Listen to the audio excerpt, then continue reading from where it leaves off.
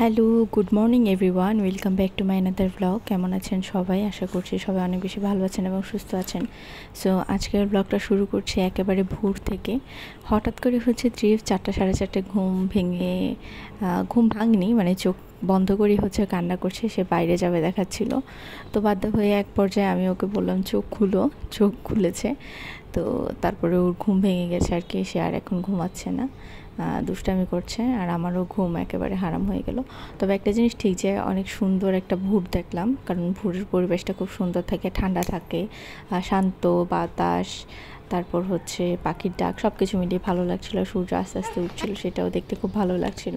আর এই যে সে তো এখন কিছুতেই ঘুমাবে না, একটু পর পর অনেক দুষ্টামি করছিল। তো যাই হোক, পরে ভাবছিলাম যে উঠে যাব একটু পর, কিন্তু যেহেতু আমিও অনেকটা সময় ঘুমাইনি, সেজন্য হচ্ছে হুট করে ওকে টাইম দিতে দিতে কখন যেন আমি ঘুমিয়ে পড়েছি, আর আমি ঘুমানোর পর সেও ঘুমিয়ে পড়েছিল। তো যাই হোক, সেই উত্তরটা আমার 9টা-10টাই বেজে গিয়েছে ঘুম থেকে। তো এই তো আমি আর ত্রিব এখানে বসে বসে বাইরের দৃশ্য দেখছিলাম, এনজয় করছিলাম আমরা সকালটাকে।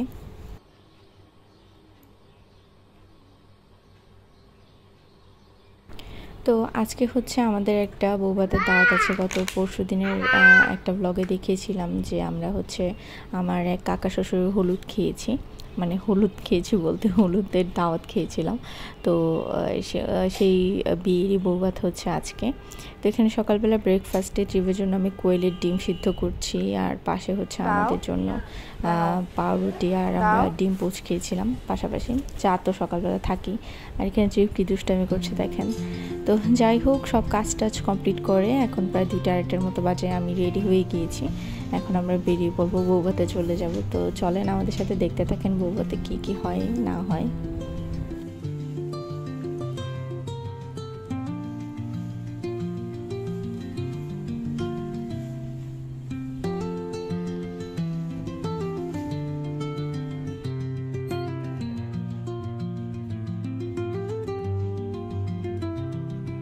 তো বউভাতে এসে তো একেবারে অবাক আমরা, কারণ এখনও বউই আসেনি। বউয়ের পার্লারে যেতে লেট হয়েছে, তাই এখানে আসতেও লেট হয়েছে। তো যাই হোক, সব গেস্টরা মোটামুটি চলে এসেছে। আর এটা হচ্ছে স্টেজ, সিম্পলের মধ্যে বেশ সুন্দর হয়েছে স্টেজটা।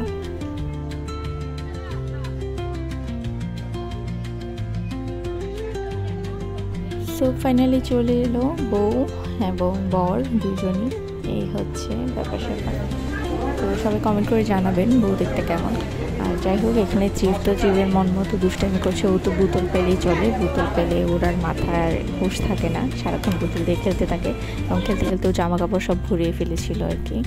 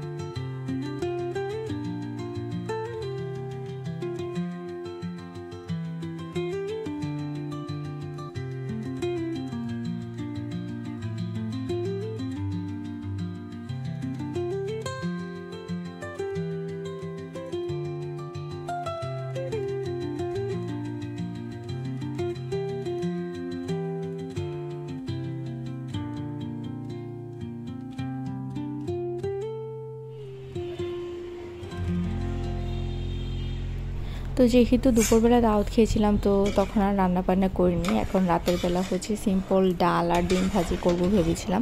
তো হুট করেই হচ্ছে ট্রিপের বাবা ফোন দিয়ে বলল যে সে ঢাকা থেকে ব্যাক করছে, নেক্সট ডে হচ্ছে চিটাগং যাবে। তো সেজন্য হচ্ছে আবার আমি গুঁড়া মাছও রান্না করলাম, ছোট ছোট কেচকি মাছ যেটাকে বলে, সেটা নামিয়ে রেখেছিলাম, ক্লিন করে রাখলাম। আর এখানে ট্রিপের জন্য একটা রোস্ট আছে, কিন্তু ট্রিপ সারাদিন এত দুষ্টামি করে টায়ার্ড হয়ে ঘুমিয়ে পড়েছে। যেহেতু দুপুরে বা বিকালে ও একটু ঘুমায়, তাই আজকে না ঘুমানোর কারণে টায়ার্ড হয়ে ঘুমিয়ে পড়েছে আজকে, আর উঠেইনি রাতের বেলা। তো এখানে ডাল আর ডিম ভাজি করে নিলাম, আর ছোটো মাছের তরকারিটাও এখানে দিয়ে বসিয়ে দিলাম।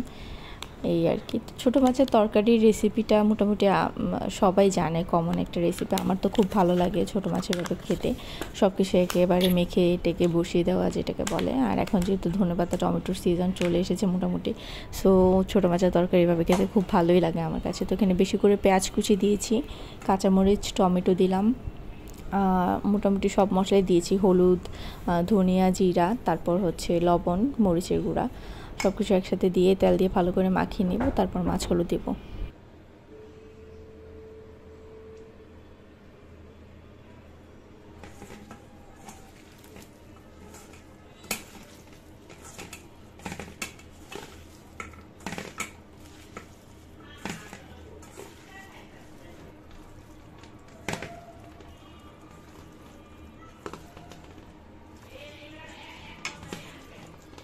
সো আজকের ব্লগটা এই পর্যন্ত ছিল। সবাই ভালো থাকবেন, সুস্থ থাকবেন। দেখা হচ্ছে নেক্সট ব্লগে। টিল দেন সবাই আমার পাশেই থাকবেন, আমাকে সাপোর্ট করবেন। নাও টাটা।